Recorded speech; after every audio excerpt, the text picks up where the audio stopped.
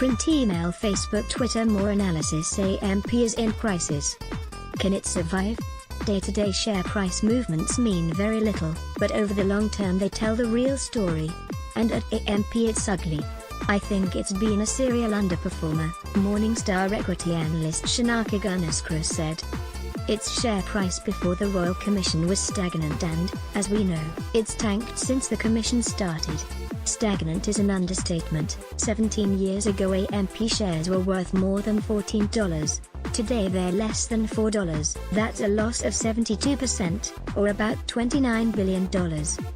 About $4 billion of that can be sheeted home to the scandals unveiled at the Royal Commission. AMP's share price is down by about a quarter since the Commission started. I see a very conflicted business model that needs to change dramatically if it is going to be a sustainable business in the future, Steve Johnson, the founder of Forager Funds Management, told the business.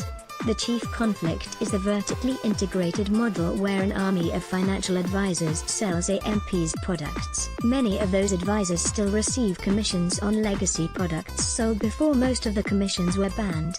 Most of these financial advisors started as insurance salesmen back in the 1980s and they collected commissions for selling insurance, and they've morphed into financial advice, where it's, now we're going to sell financial products and collect commissions.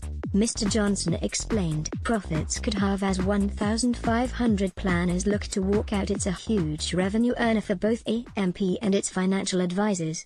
But corporate regulator ASIC now wants those grandfathered commissions also banned. It's a move which would see AMP and its advisors take a big financial hit.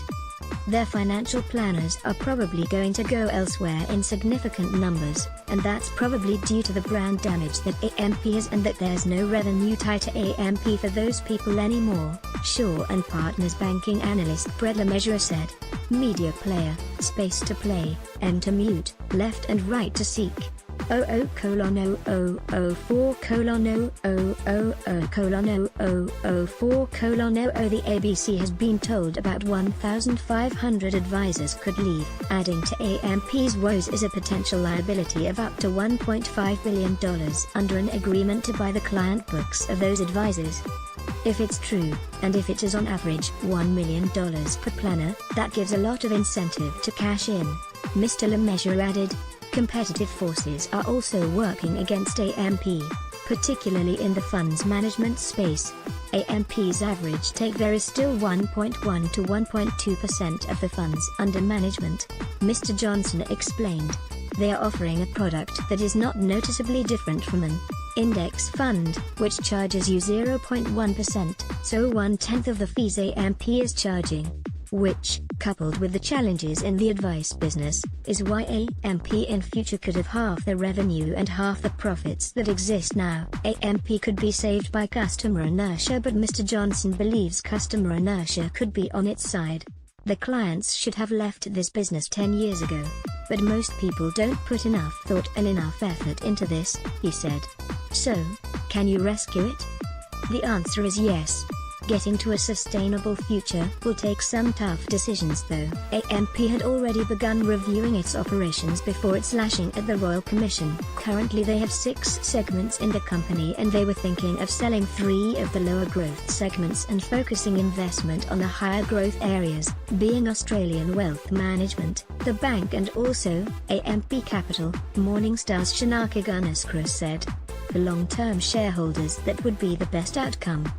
A lot is riding on whether new chairman David Murray can drive the big changes that are needed. Mr. Johnson has reservations.